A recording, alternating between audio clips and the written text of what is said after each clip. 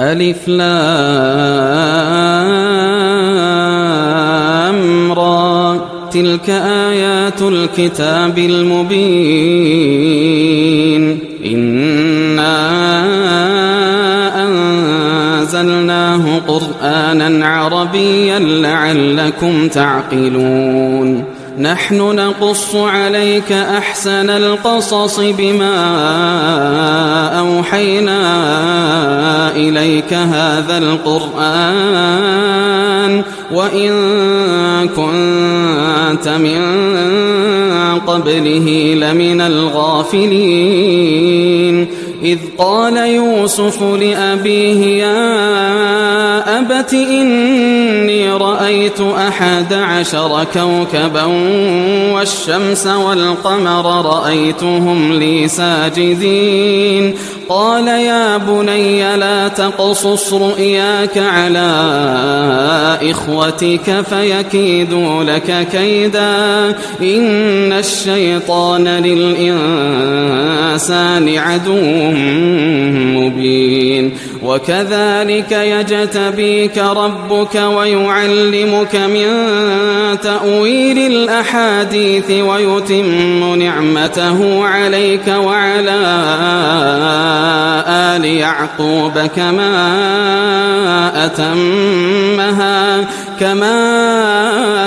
أتمها على أبويك من قبل إبراهيم وإسحاق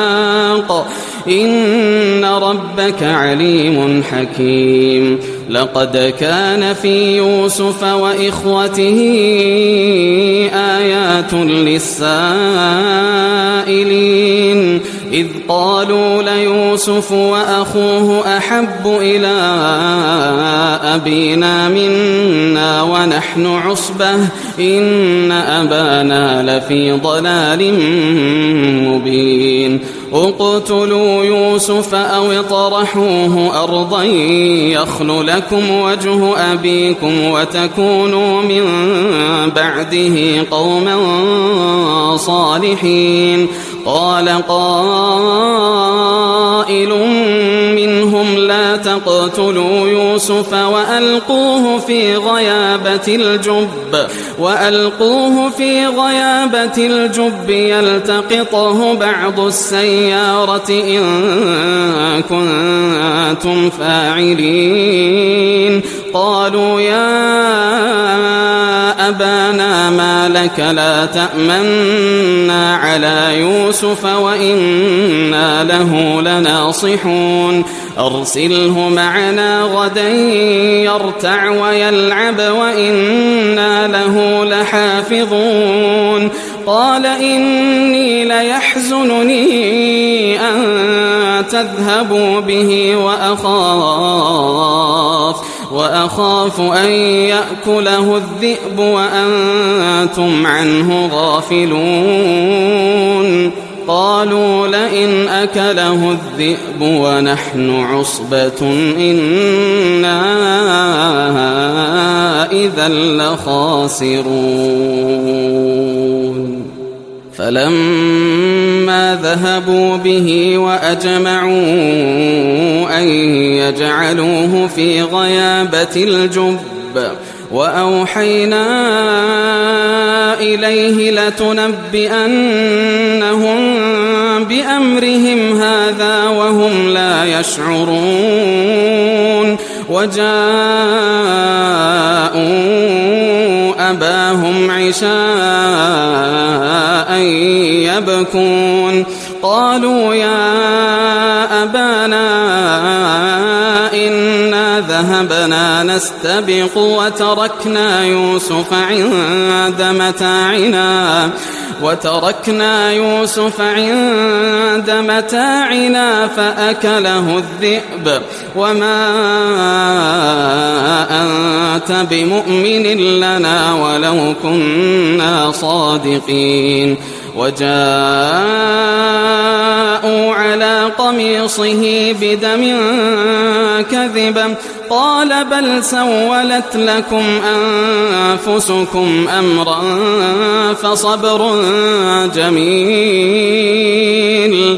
فصبر جميل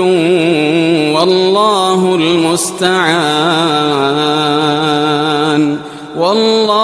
المستعان على ما تصفون. وجاءت سيارة فأرسلوا واردهم فأدلى دلوه قال يا بشرى هذا غلام وأسروه بضاعة والله عليم بما يعملون وشروه بثمن بخس دراهم معدودة وكانوا فيه من الزاهدين.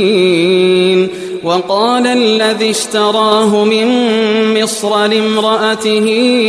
أكرمي مثواه عسى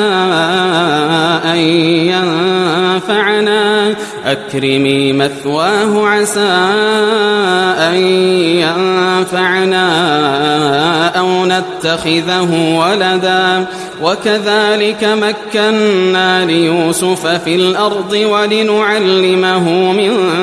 تأويل الأحاديث والله غالب على أمره ولكن أكثر الناس لا يعلمون. ولما بلغ أشده آتيناه حكما وعلما وكذلك نجزي المحسنين. وراودته التي هو في بيتها عن نفسه وغلقت الأبواب وقالت هيت لك قال معاذ الله إنه ربي أحسن مثواي إنه لا يفلح الظالمون. ولقد همت به وهم بها لولا أن رأى برهان ربه كذلك لنصرف عنه السوء والفحشاء إنه من عبادنا المخلصين. واستبق الباب وقدت قميصه من دبر وألف يا سيدها لدى الباب قالت ما جزاء من أراد بأهلك سوءا إلا أن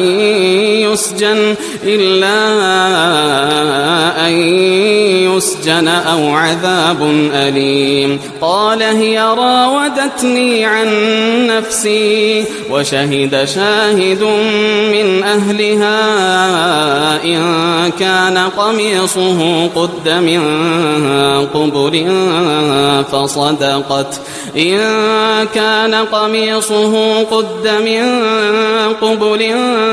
فصدقت وهو من الكاذبين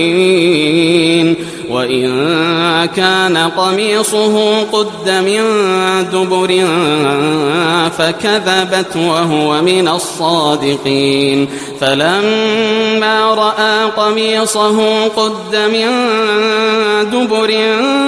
قال إنه من إن كيدكن عظيم. يوسف أعرض عن هذا واستغفري لذنبك إنك كنت من الخاطئين. وقال نسوة في المدينة امرأة العزيز تراود فتاها عن نفسه قد شغفها حبا إنا لنراها في ضلال مبين. فلمما سمعت بمكرهن أرسلت إليهن وأعتدت لهن متكأ وآتت كل واحدة منهن سكينا وقالت اخرج عليهن فلما رأينه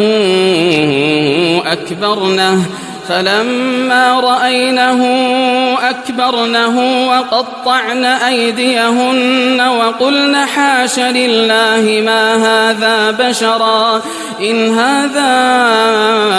إلا ملك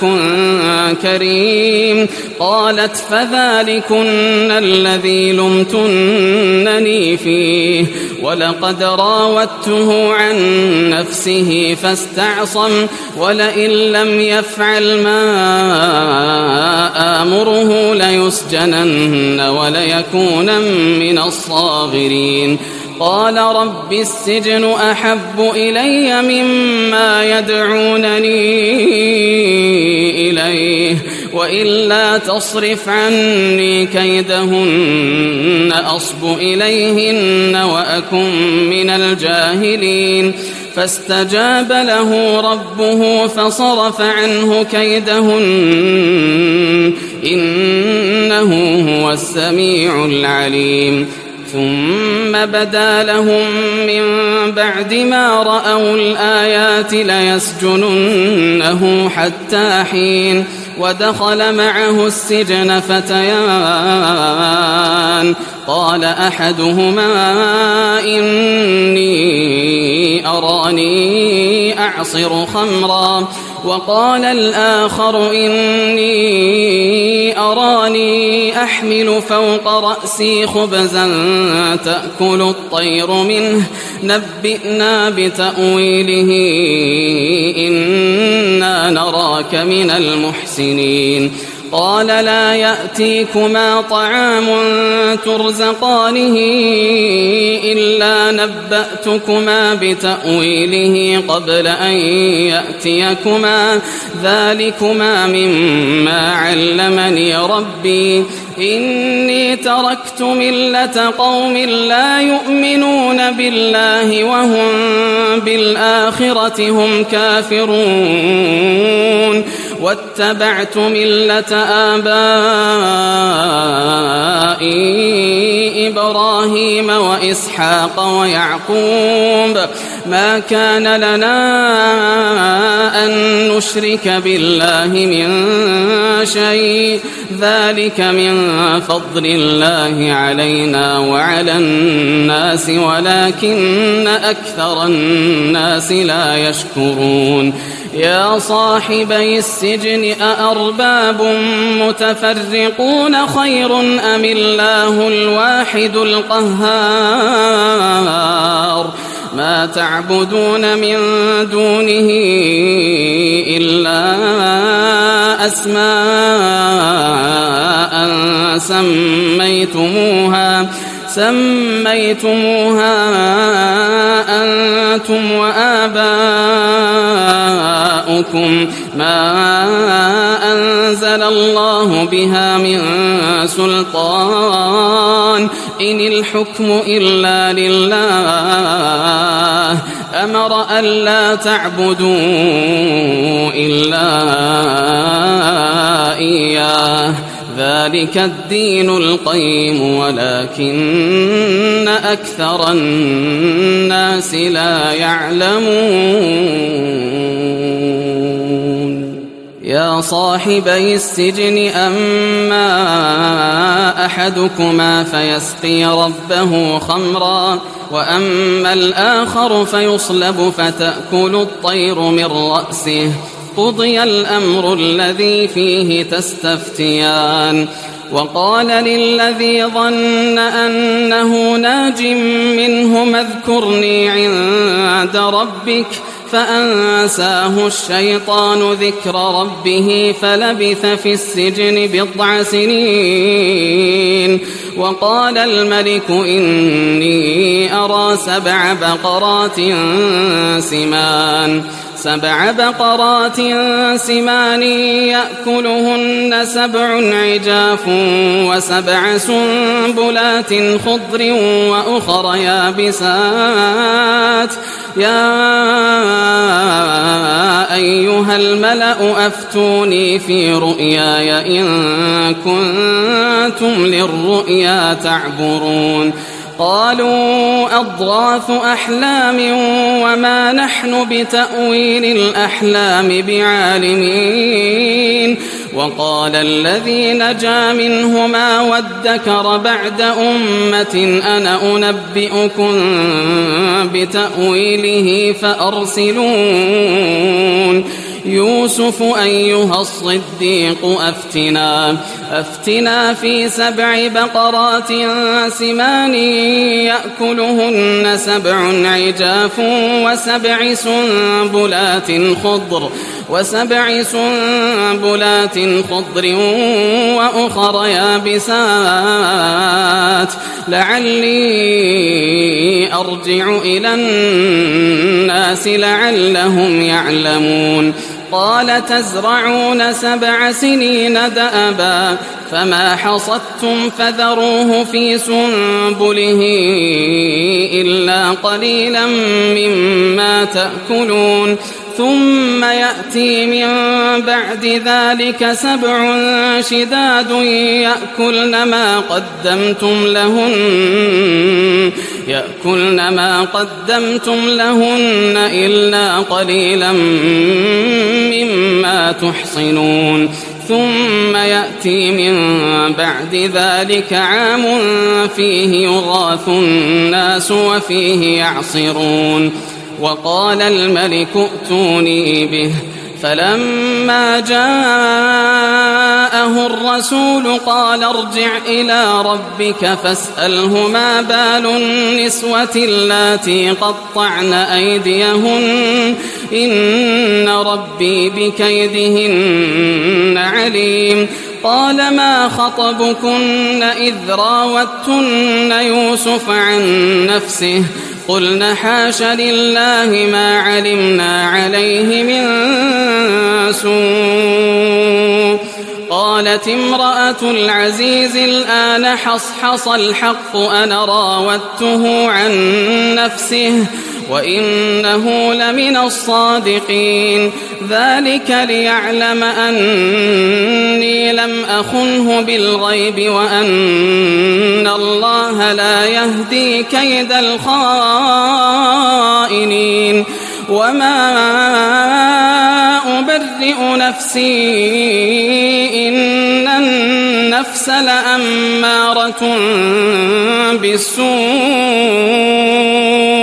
إن النفس لأمارة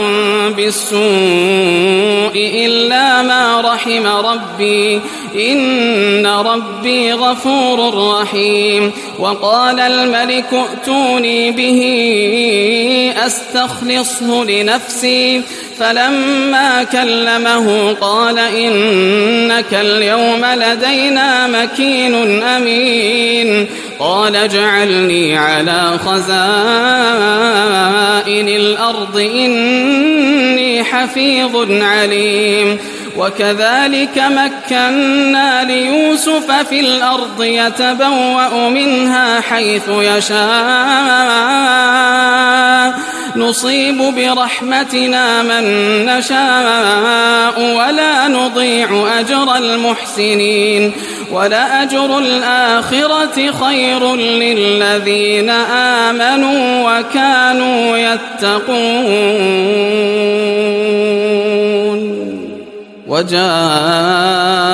إخوة يوسف فدخلوا عليه فعرفهم وهم له منكرون ولما جهزهم بجهازهم قال ائتوني بأخ لكم من أبيكم ألا ترون أني أوفي الكيل وأنا خير المنزلين فإن لم تأتوني به فلا كيل لكم عندي ولا تقربون قالوا سنراود عنه أباه وإنا لفاعلون وقال لفتيانه جعلوا بضاعتهم في رحالهم لعلهم يعرفونها إذا انقلبوا إلى أهلهم لعلهم يرجعون فلما رجعوا إلى أبيهم قالوا يا أبانا منع منا الكيل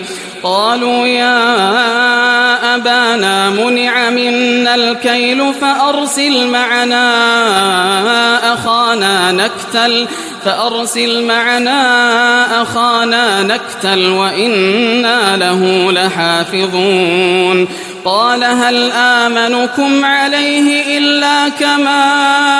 أمنتكم على أخيه من قبل فالله خير حافظا وهو أرحم الراحمين ولما فتحوا متاعهم وجدوا بضاعتهم ردت إليهم قالوا يا أبانا ما نبغي هذه بضاعتنا ردت إلينا ونمير أهلنا ونحفظ أخانا ونزداد كيل بعير ذلك كيل يسير قال لن أرسله معكم حتى تؤتون موثقا من الله لتأتونني به إلا أن يحاط بكم فلما آتوه موثقهم قال الله على ما نقول وكيل وقال يا بني لا تدخلوا من باب واحد وادخلوا من أبواب متفرقة وما أغني عنكم من الله من شيء إن الحكم إلا لله عليه توكلت وعليه فليتوكل المتوكلون ولما دخلوا من حيث أمرهم أبوهم ما كان يغني عنهم من الله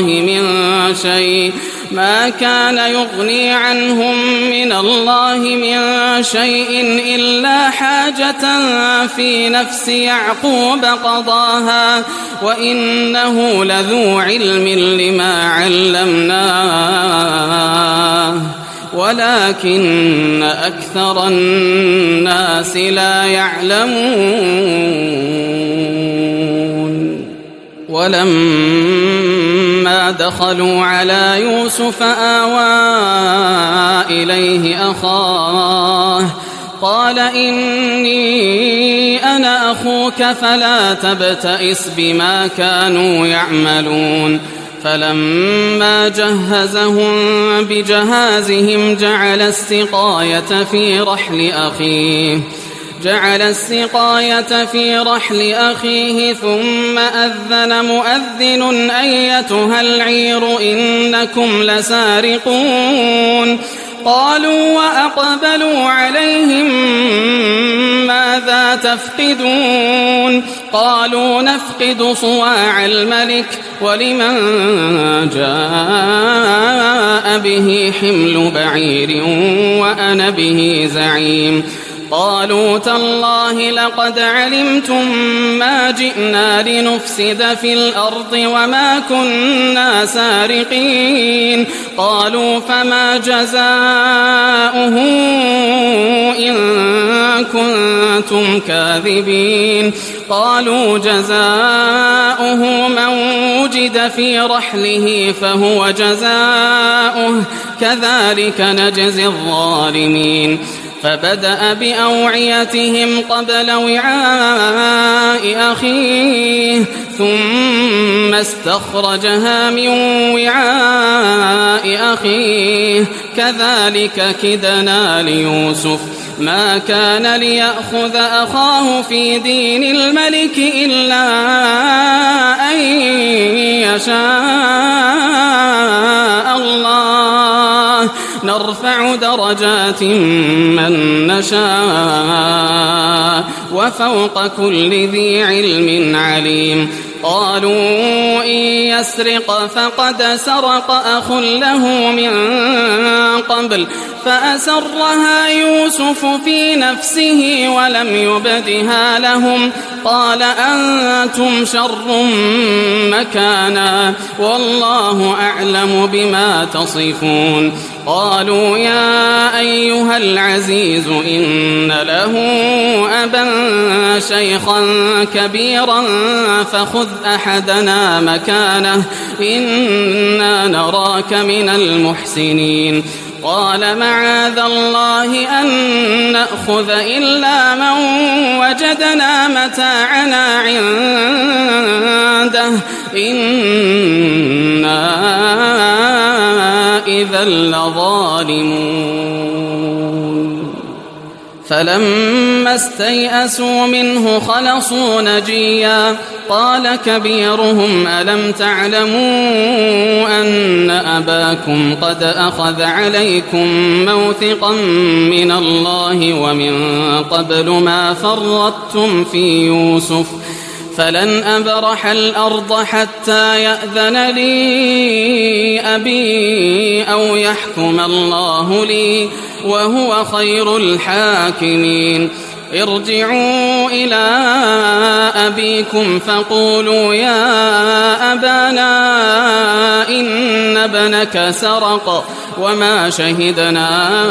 إلا بما علمنا وما كنا للغيب حافظين. واسأل القرية التي كنا فيها والعير التي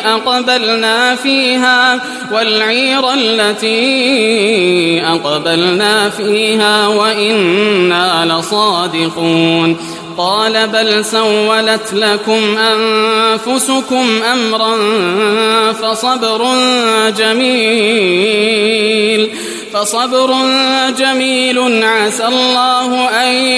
يأتيني بهم جميعا إنه هو العليم الحكيم. وتولى عنهم وقال يا أسفا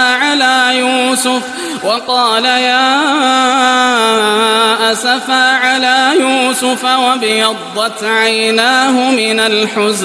وابيضت عيناه من الحزن فهو كظيم. قالوا تالله تفتأ تذكر يوسف حتى تكون حرضا أو تكون من الهالكين. قال إنما أشكو بثي وحزني إلى الله وأعلم من الله ما لا تعلمون. يا بني يذهبوا فتحسسوا من يوسف وأخيه ولا تيأسوا من روح الله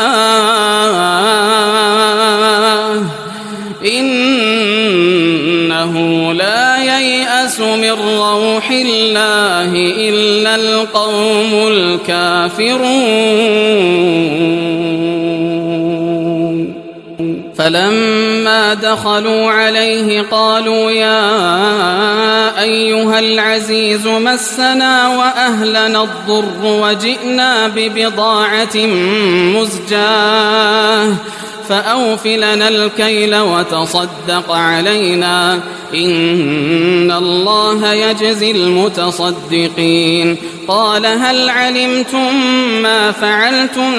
بيوسف وأخيه إذ أنتم جاهلون؟ قالوا أئنك لأنت يوسف؟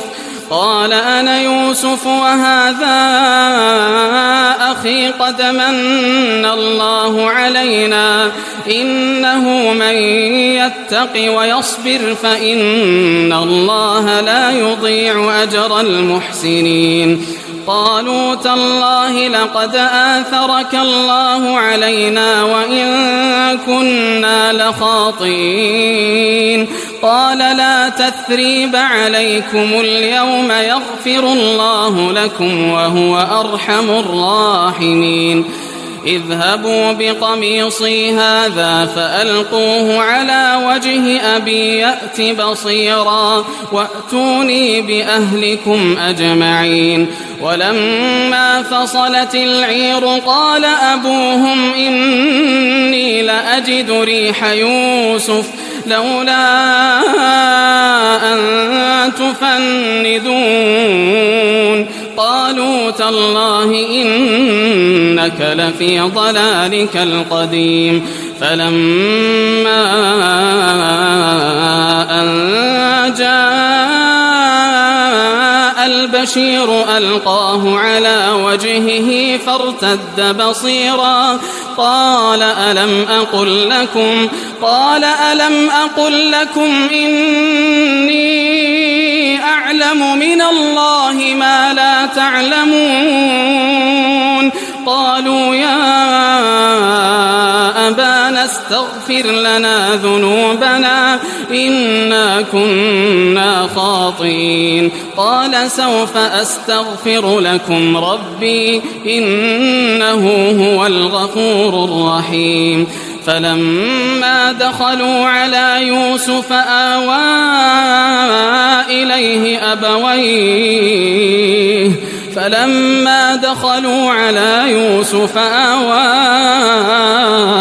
إليه أبويه وقال ادخلوا مصر إن شاء الله آمنين ورفع أبويه على العرش وخروا له سجدا وقال يا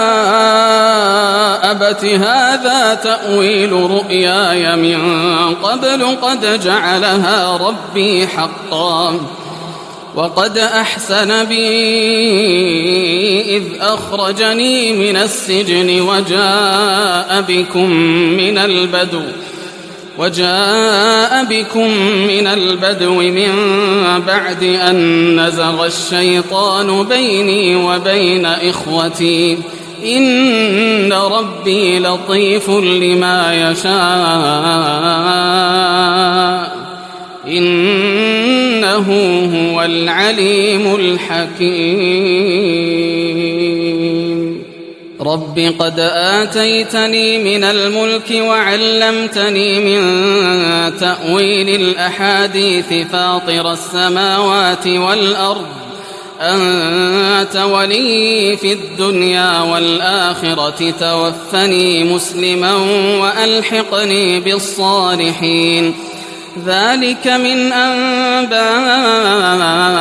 الغيب نوحيه إليك وما كنت لديهم إذ أجمعوا أمرهم وهم يمكرون وما أكثر الناس ولو حرصت بمؤمنين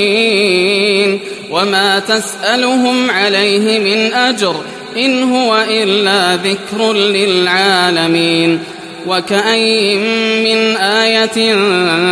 في السماوات والأرض يمرون عليها وهم عنها معرضون وما يؤمن أكثرهم بالله إلا وهم مشركون أفأمنوا أن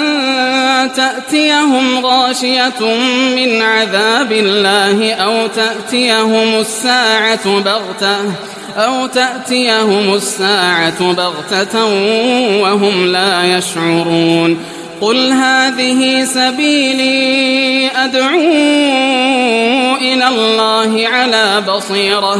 أدعو إلى الله على بصيرة أنا ومن اتبعني وسبحان الله وما أنا من المشركين وما أرسلنا من قبلك إلا رجالا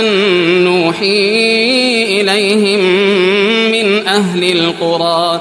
أفلم يسيروا في الأرض فينظروا كيف كان عاقبة الذين من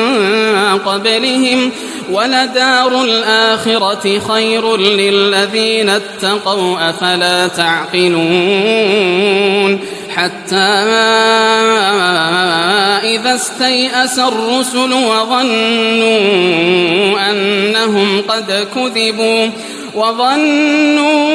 أنهم قد كذبوا جاءهم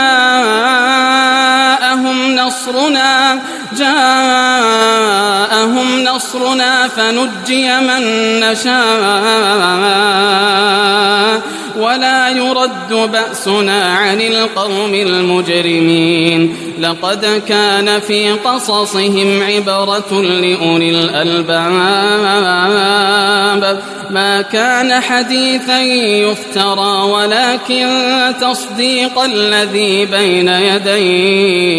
ولكن تصديق الذي بين يديه وتفصيل كل شيء وهدى ورحمة لقوم يؤمنون.